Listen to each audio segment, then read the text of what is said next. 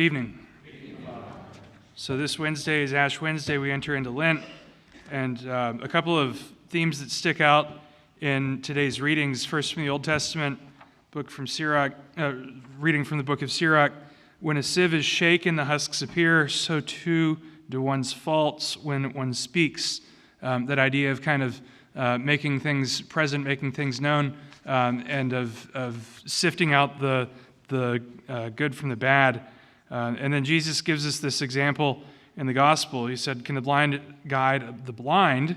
And he says, "Why is it that you notice a splinter in your neighbor's eye when you fail to notice the beam in your own?"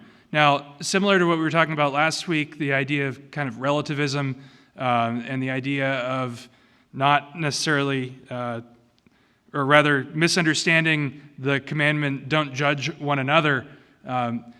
What Jesus is showing us here is he says, why do you notice the imperfection in your neighbor without first noticing the imperfection in yourself?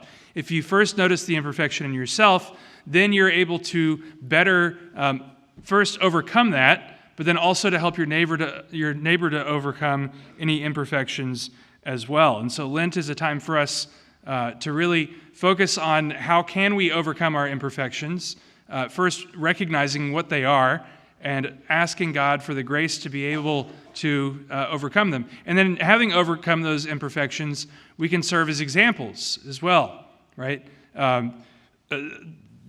Oftentimes people accuse Christians of being hypocrites, and yeah, to some extent we are, because we say, don't do that, and we're guilty of the thing that we say don't do.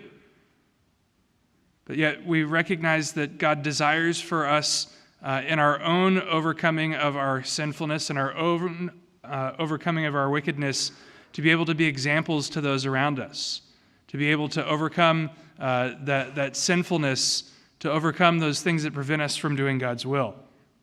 So we're called to bear good fruit. We're called to be able to lead others closer to God.